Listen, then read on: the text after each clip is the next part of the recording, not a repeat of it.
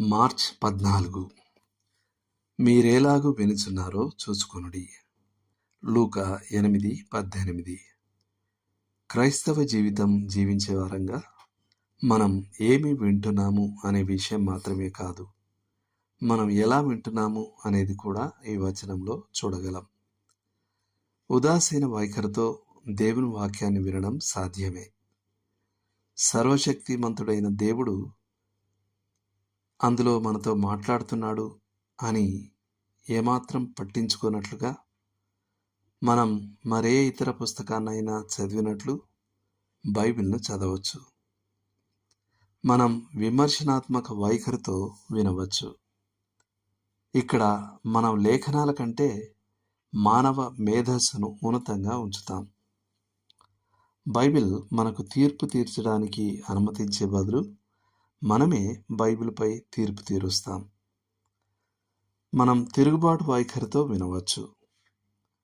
శిష్యత్వము యొక్క కఠినమైన నియమాలతో, లేదా స్త్రీలు లోబడుట మరియు ముసుగు వేసుకొనుట వంటి భాగాలకు వచ్చినప్పుడు మనం కోపంతో మండిపడి విధేయత చూపడానికి పూర్తిగా నిరాకరిస్తాం.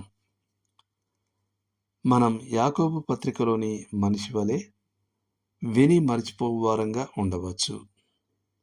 అతడు అద్దంలో తన సహజ ముఖమును చూచుకొను మనుషుని పోలి ఉన్నాడు. వాడు తను చూచుకొని అవతలికి పోయి తాను ఎటువాడో వెంటనే మరచిపోవును గదా. 1 అధ్యాయం 23-24 వచనాలు. బహుశా అత్యంత సాధారణమైన వర్గం కఠినమైన హృదయం గల శ్రోతలు. ఈ వ్యక్తులు వాక్యాన్ని ఎంతగా విన్నారంటే వారు సున్నితత్వాన్ని కోల్పోయారు. వారు ఒక ప్రసంగాన్ని యాంత్రికంగా వింటారు. అది ఒక విసుగు పుట్టించే దినచరిగా మారిపోయింది. వారి చెవులు కూడా మొద్దుబారిపోయాయి. వారి వైఖరి, నేను ఇంతకుముందు విన్నదే మరలా నాకేమి చెప్పగలరు అన్నట్టు ఉంటుంది. మనం వినదానికి లోబడకుండా దేవుని వాక్యాన్ని ఎంత ఎక్కువగా వింటే అంత ఎక్కువగా మనం న్యాయపరంగా చెవిటివారిగా చేయబడతాం. మనం వినడానికి నిరాకరిస్తే వినగల సామర్థ్యాన్ని కోల్పోతాం. వినడానికి ఉత్తమమైన మార్గం భయభక్తులతో, విధేయతతో మరియు శ్రద్ధగా వినడం. మరెవరూ చేయకపోయినా అది చెప్పేది చేయాలనే దృఢ నిశ్చయంతో మనం బైబిల్ను సమీపించాలి. బుద్ధిమంతుడు వినడమే కాకుండా చేసేవాడు. దేవుడు ఆయన వాక్యము విని వణుకుచుండే మనుషుల కోసం చూస్తున్నాడు.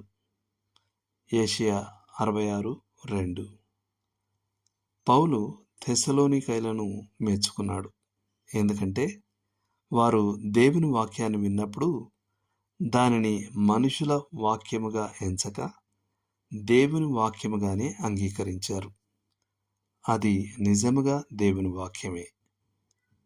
తెస్సలోనికైలకు రాసిన 1 పత్రిక 2వ అధ్యాయం 13వ వచనం. అదే రీతిలో మనం ఎలా వింటున్నామో దాని విషయంలో జాగ్రత్తగా ఉండాలి. దేవుడు మిమ్మల్ని దీవించునుగాక. ఆమెన్.